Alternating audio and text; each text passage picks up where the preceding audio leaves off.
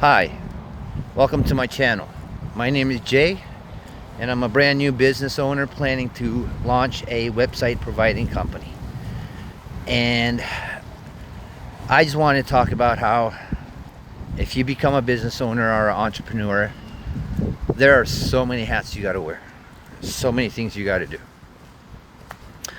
If you look at even a small regular company, even an office job or whatever, there's a receptionist, there's people who actually do the work, there's a manager, there's accountant, there's legal, there's HR, because there's all those different things to do, and there's different people who are good at it and specializes in it.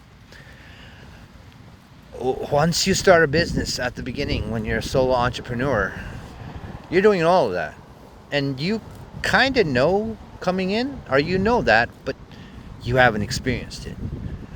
And even as somebody who hasn't even took their first step, made their first sale, even made $1 yet, there's all these tiny small things. There's a lot of them, just one after another, and it's a never-ending story. I'm not complaining. I'm just saying I wouldn't even say it's overwhelming. I'm just saying I'm really realizing, wow, like, wow. And that's why, like, some people, they work, they wake up and work until they sleep, they're working, or they're eating, they're working, they're doing. I kind of get it now. It's not like hype, look at me, like, look how cool I am, look at me doing this, or like, I'm better than these other people. It's gotta get done. And you don't have time to explain to other people that you've changed, or this or that, or, this is like, you just gotta get it done and get it out of the way, and then you're hopeful you can go to bed. Not too late. So, just realizing all these things, doing this, that, even the counting, and leaving a financial record of everything. I've worked as an accountant, mostly accounts payable before, so it's very useful to recording my expenses and whatnot. Even though there's not much yet, but it's still a lot. And I could just imagine, as somebody who has no accounting background or knowledge, starting a new business, then they have to deal with everything I got to deal with. On top of that, learning accounting. So it's just unreal. The more and more I think about it. And that got me thinking, and it reminded me of a book. And the book is called E-Myth Revisited, I think. And in that book, there's a story.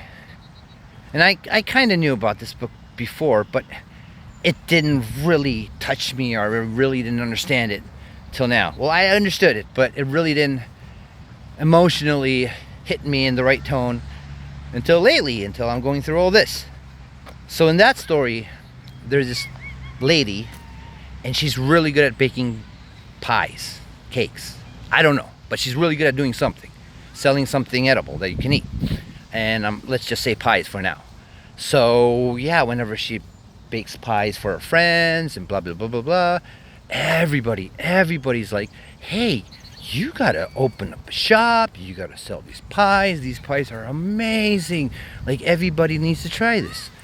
And she agreed, and long story short, she opened up a store, and she was doing good. People were coming and buying her pies, they're liking the pies, she's doing decently on social media.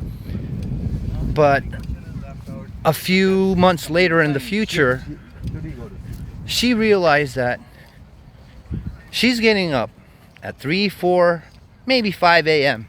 if she's lucky.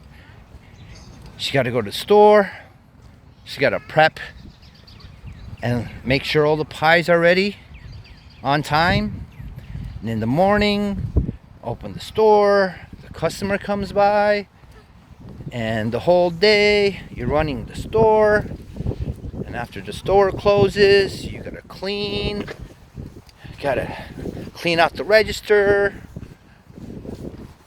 and close the store. And then you got to worry about a little thing called yourself and maybe have some food and dinner. By the time you get home, it's 8, 9 o'clock. There's still a lot of things to do. You got to do accounting now. You got to plan for tomorrow. You got to do your social media. You got to do your marketing. And I'm kind of paraphrasing the book at this point, but she's just like, I didn't sign up for this. And the book explains there's 3 roles. There's the entrepreneur, there's the manager, and there's the worker who does the job. And at the beginning, there's no choice but to wear all 3 hats. But it's kind of insane. It's insanity because some of the jobs are in conflict with the other jobs. So you need another human being to bounce ideas off of, or to have some conflict and, I don't know, a different opinion and whatnot.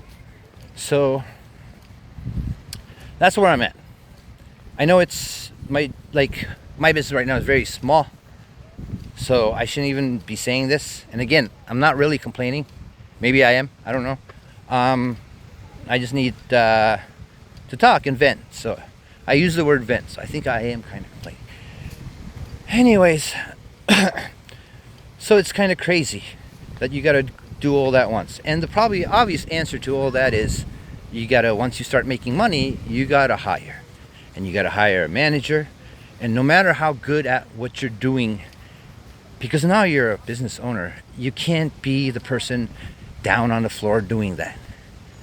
Like once, I mean, I'm talking years down the line, but once I've sold many websites and my business get bigger, I'm going to have to step down and stop making websites and just run the company and hire people and whatnot. And that's what I got to focus on. But for now, I just got to do everything.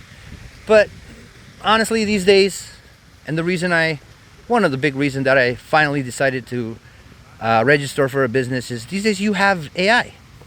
And AI isn't the business. I mean, isn't the answer. And AI isn't God. But it's very helpful and very useful. And many things that you couldn't even dream of doing with just the internet, you can do with AI. So now it can help me do all these, but you also have to know how to use AI and to communicate with AI. For some people who already know AI, this is obvious, basic information, but you also have to know AI enough to know when it's actually giving you really good information and good answers. And a lot of times AI actually just BS's its way and just kisses your ass and blows smoke up your ass. So you really got to know when it's giving you a real answer, or it's just it's literally programmed to finish sentences and guess the next word. That's how it started.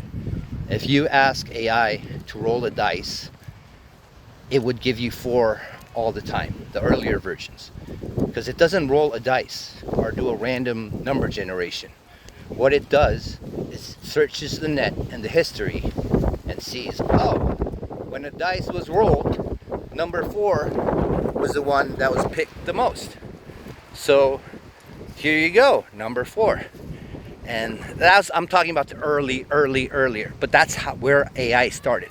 A lot of people think AI is this thinking monster machine. It started as a predictor. You know what? It's 9 minutes in. It's my longest video. Nobody's listening to this. Just me and you. So thanks. Have a wonderful day. See you in another one. Next one.